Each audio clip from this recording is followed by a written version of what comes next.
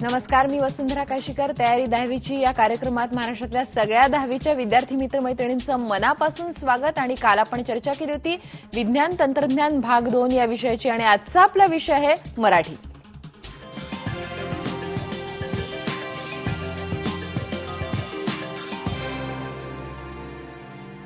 मराठी या विषयावर बोलण्यासाठी आज आपल्याबरोबर आहेत देवनारच्या कुमुद विद्या मंदिरच्या रश्मी गायकवाड मॅडम. आणि गेली 15 वर्षांपासून त्या शिकवतात हे मराठी विषय. आपण त्यांच्याशी आज चर्चा करणार आहोत. तुमच्या प्रश्नांचं समाधान त्या करणार आहेत.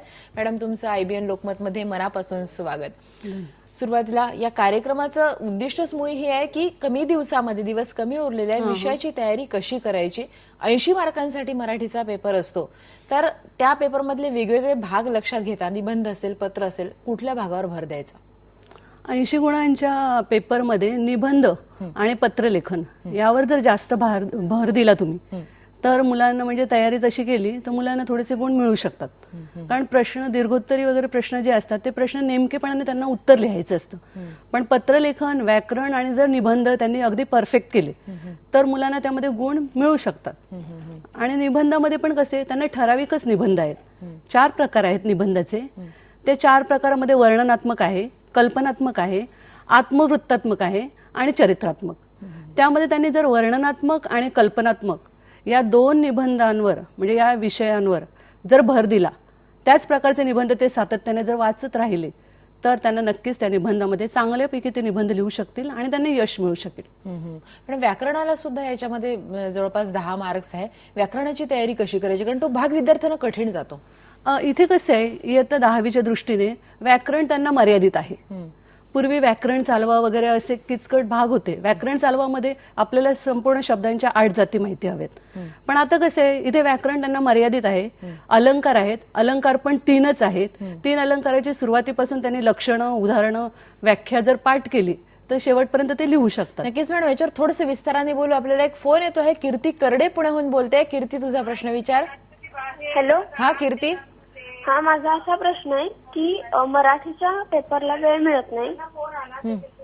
तर मराठीच्या पेपरला वेळ मिळत नाही, तर तेव्हा त्या पेपरचं नियोजन कसं करायचं आणि निमंत्रण पत्रिका याबद्दल थोडं काहीतरी सांगा.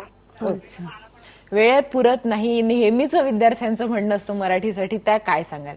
एकदम चांगला प्रश्न विचारलेला आहे त्यांनी. कारण मराठीला वेळ पुरेसा होत नाहीये. तर मी मराठीला वेळ कसा द्यावा मराठीचे प्रश्न लिहिताना, त्यासाठी मी एक तक्ता करून आणलेला आहे. त्यामध्ये वेळेचे नियोजन आहे. तर तो तक्ता मी दाखवू शकते. अगदी जरूर दाखवा मॅडम. त्याच्यामध्ये प्रश्नानुसार तुम्ही वेळेचं नियोजन केलेलं आहे. वेळेचं नियोजन आहे. प्रश्न पहिला 14 गुणांचा असतो. थोडासा समोर धरा असा. असं. येस. प्रश्न पहिला 14 गुणांचा असतो. त्याला एकूण 30 मिनिटं तुम्ही द्यावीत कमीत कमी. म्हणजे आपल्या हातात घड्याळ बांधलेलं असावं आणि घड्याळानुसार आपण जर पाहिलं तर आपण बरोबर वेळेचं नियोजन करू शकतो. प्रश्न दुसरा जो आहे हा पद्यावर आधारित आहे. हा एकूण 10 गुणांचा आहे. त्यामध्ये 10 गुण आहेत. हा 25 मिनिटं तुम्ही वेळ देऊ शकता. प्रश्न तिसरा 8 गुणांचा, त्याला 15 मिनिटं वेळ द्यावा. प्रश्न चौथा 8 गुणांचा, त्याला 20 मिनिटं वेळ द्यावा. आणि प्रश्न 5वा जो आहे तो स्थूल वाचनावर आधारित असतो. 2च प्रश्न लिहायचे असतात, 8 गुणांचे असतात, त्याला 20 मिनिटाचा वेळ आहे.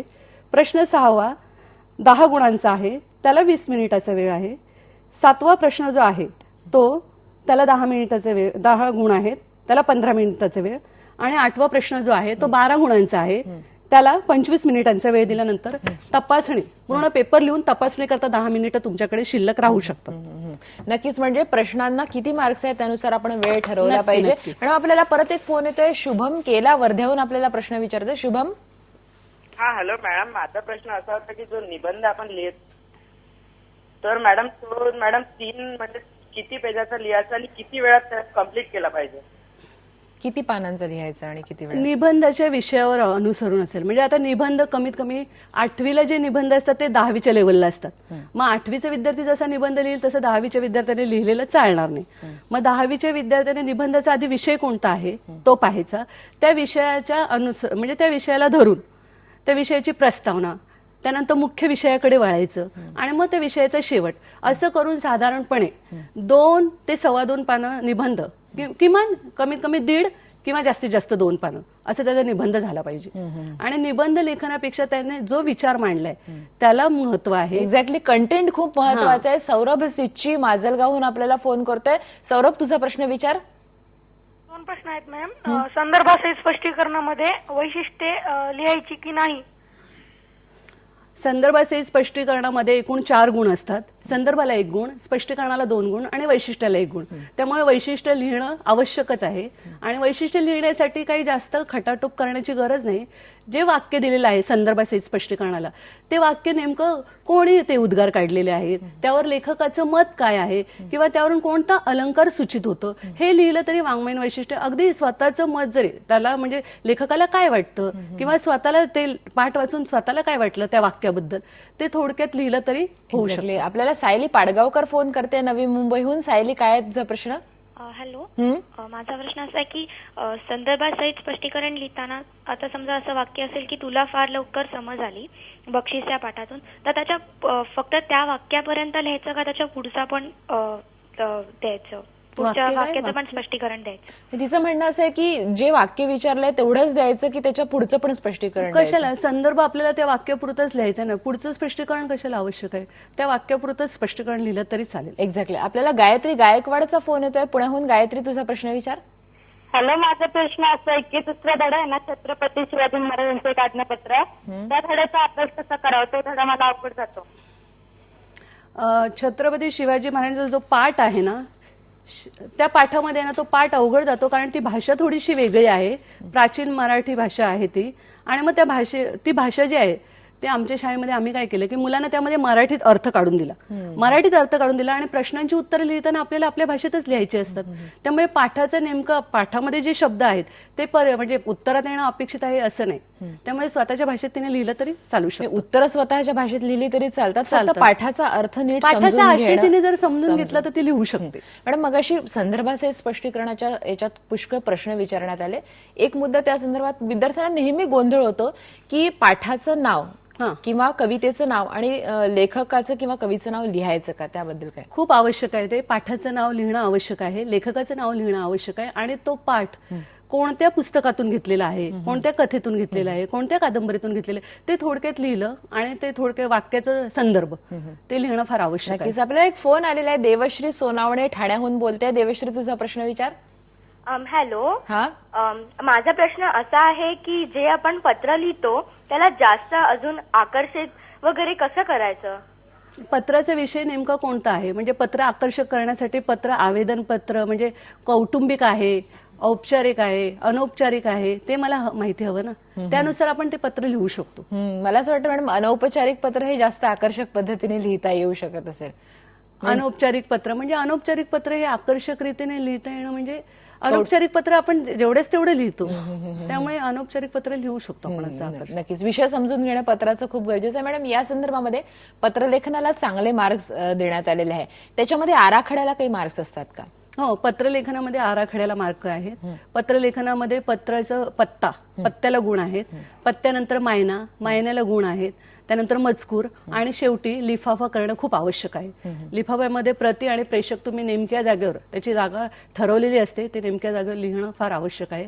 कधी कधी मुलं प्रति आणि प्रेषक चुकून दुसऱ्या म्हणजे प्रतीची जागा जिथे आहे तिथे प्रेषक लिहितात, प्रेषकच्या जागेवर प्रति लिहितात आणि त्यामुळे त्यांचे गुण जाण्याची शक्यता आहे. त्यामुळे हे संपूर्ण त्या आराखड्यानुसारच आलं पाहिजे. आराखडा खूप महत्त्वाचा. मॅडम, मगाशी आपण व्याकरणाबद्दल बोलत होतो की व्याकरणाला 10 मार्क्स आहे. तुम्ही अलंकारांचं सांगितलं की 3 अलंकार आहेत, नंतर काय सांगणार? आणखी कोणते प्रश्न येतात? शब्दसिद्धी आहे, 2 गुण अलंकाराला आहे, 2 गुण शब्दसिद्धीला आहे आणि त्यानंतर 2 गुण वाक्प्रचाराला आहे. वाक्प्रचार, वाक्यात उपयोग करा, अशा प्रकारे ते 10 गुण विभागले जातात. हा प्रश्न व्याकरणाचा कसा सोडवायचा ते आपण बघू. सचिन पाटील 40गावहून आपल्याशी बोलतोय. सचिन, तुझा प्रश्न विचार. मॅडम, आपण जे मराठीत अलंकार लिहितो त्यामध्ये आपण लक्षण लिहितो, नंतर स्पष्टीकरण द्यावंच लागतं का? अलंकाराचं लक्षण लिहिल्यानंतर स्पष्टीकरण द्यावंच लागतं का, प्रश्न विचारला. तिकडे काय दिलेलं आहे पाठ्यपुस्तकामध्ये शेवटी दिलेलं आहे, तुम्हाला लिहिलेलं आहे तिथे की अलंकाराची व्याख्येला 1 गुण आहे, उदाहरणाला 1 गुण आहे. अलंकार उदाहरणाचं स्पष्टीकरण द्यावं असं काही नाही, पण दिलं तर चांगलं. आहे, पण तुमचा गुण काय जाण्याची शक्यता नाही. उदाहरण नुसतं लिहिलं तरी तुम्हाला गुण मिळू शकतो. निश्चितच. म्हणजे उदाहरण लिहिणं मात्र खूप गरजेचं आहे. हा, उदाहरण लक्षण लिहिणं आवश्यक आहे. मॅडम, तुम्ही शब्दसिद्धीबद्दल आणि वाक्प्रचारांच्या उपयोगाबद्दल व्याकरणाच्या मार्कांसंदर्भात सांगत होतात.